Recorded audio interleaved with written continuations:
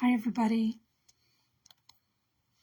it's February 2nd, 2025, and this video is one of a series of videos that I've been making as a form of therapy to recover from the trauma of watching my little brother, Paul Kieran's 64 with Down syndrome, be locked up by David Eby and the BC New Democratic Party government of British Columbia, Canada. So they locked Paul up when I complained to the police about a fraudulent and forged power of attorney that they created to give him the COVID-19 shot. They didn't want me to be able to take him to a psychologist to show that he wasn't capable of granting a power of attorney and it was a forgery. Paul had some kind of brain incident on April 13th of 2024. And I believe that he died or he was killed when the person who had the power of attorney, my 84-year-old Catholic nun sister from 4,000 kilometers away in Ontario, found out that I knew she was being investigated by the RCMP. They had been ordered by Ottawa to reopen the investigation into the fraudulent and forged power of attorney. When she found out that I knew, I believe she had Paul's oxygen mask removed. He had a stroke or a fall or some kind of brain bleed, but he was recovering. But when she found out, the day or the hour that she found out that I knew, I had been informed by the RCMP they had been ordered by Ottawa to reopen the investigation into the fraudulent and forged power of attorney. She ordered the medical staff to remove Paul's oxygen mask and to sedate him to death, I believe with hydromorphone.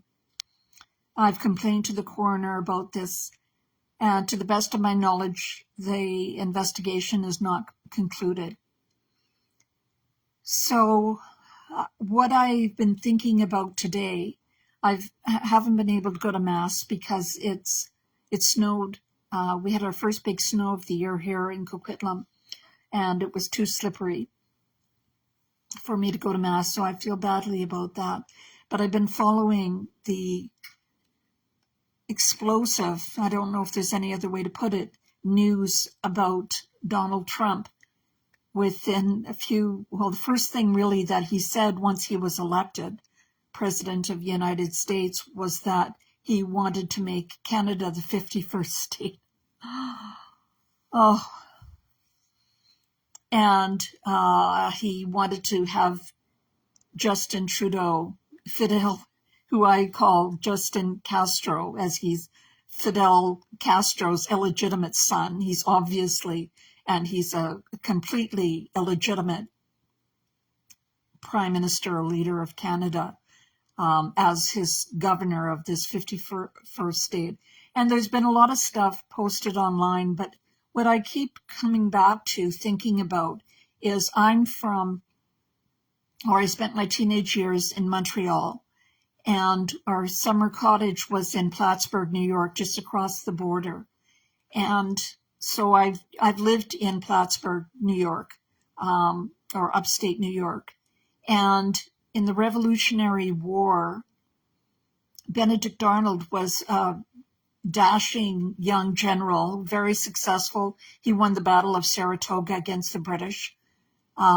He tried to invade Montreal, and he went to the citizens, the farmers who were along the border on the south, along Lake Champlain, on the border of Quebec and what was then Canada. Well, it became Canada, but it was British North America.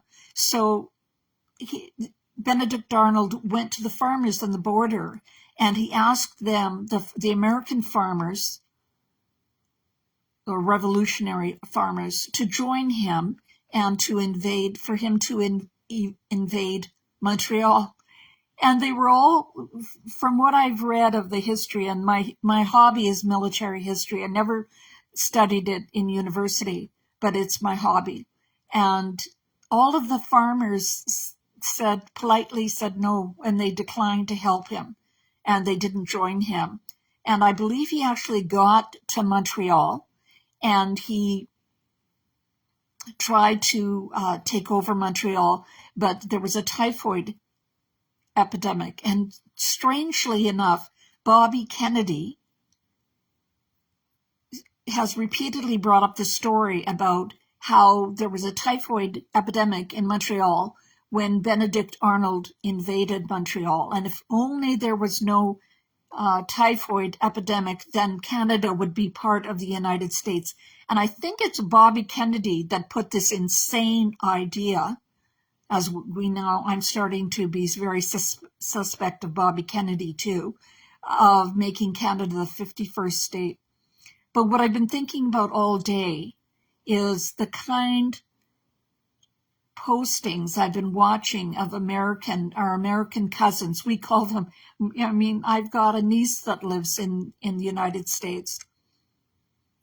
The kind postings and sympathetic, and, you know, Trump wants to stir up some kind of hatred to mask his own fear of failure. I mean, I don't even think he's been inaugurated for 10 days.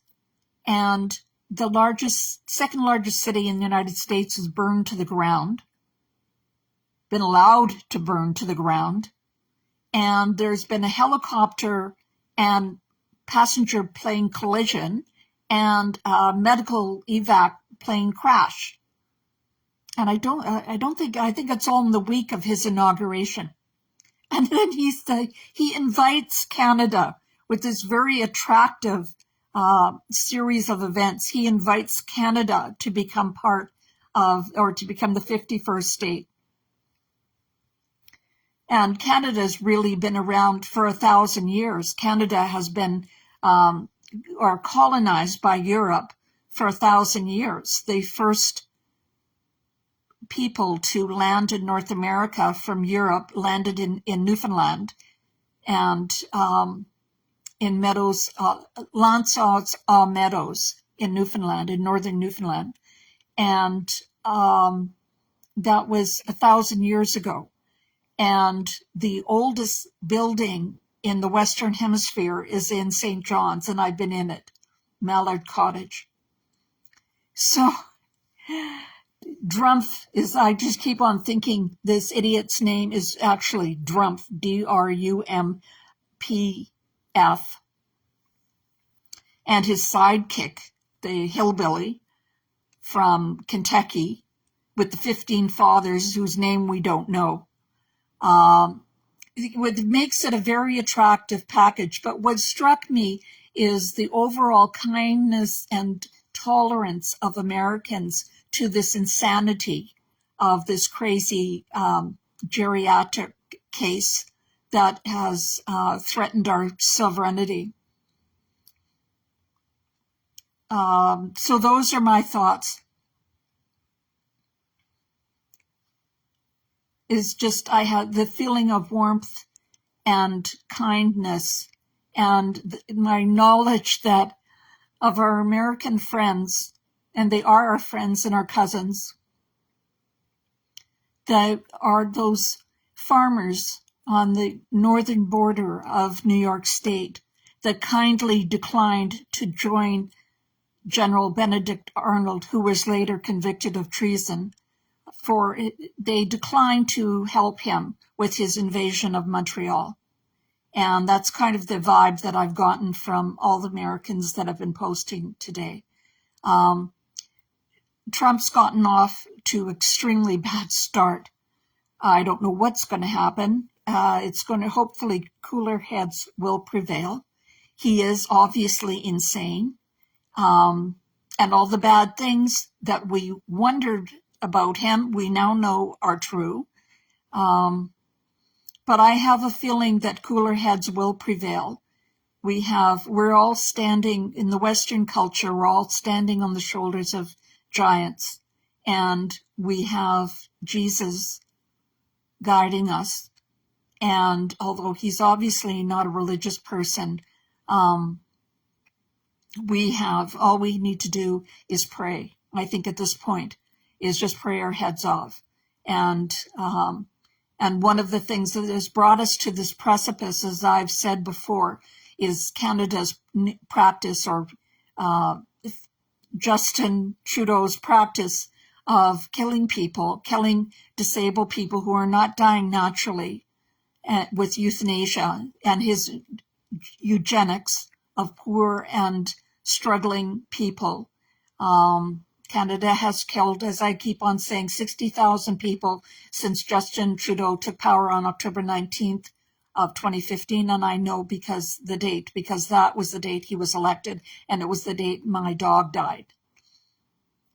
Justin Trudeau has been responsible for the deaths of 60,000 Canadians, innocent, vulnerable Canadians who weren't dying. They didn't need to be dying. They just need to have some form of irremediable discomfort, disability or discomfort. And Canada has the highest rate. I mean, really, it's an anomaly in the world. And I believe that this is God's judgment has come down on us, that this idiot Trump has got elected, and he's now threatening our sovereignty.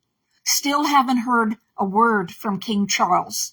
I don't know what that's all about, but I wish he would wake up and pay attention. I don't know what he's preoccupied with, that he hasn't made any statement about this. Maybe he just thinks that if he's quiet, Trump will dry up and blow away. That's it for tonight. I want to thank everybody who watches these videos and who shares my sorrow and my recovery from the grief of losing my precious little brother, the most wonderful, perfect human being that's ever lived. I'll never hear anybody say my name the way that he said it. He was so proud of me that I was a lawyer, and he would tell people that I was a lawyer. And then he knew when I wasn't a lawyer anymore. He was just a wonderful person, and he's in heaven looking down on us, and hopefully he will help us too. So I think we just need to pray our heads off.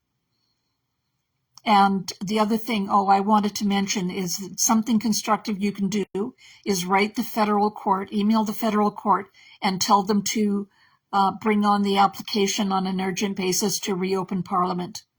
We do not want the lame Fidel Castro's illegitimate son and lame duck prime minister having one more bit of involvement in Canada's future. He's done enough damage. 60,000 people dead, 20 per day. 7 out of every 100 deaths is caused by a medical professional sticking a needle in a poor, vulnerable person's arm. That enough is enough. If we deserve to lose our sovereignty, but God willing, we won't.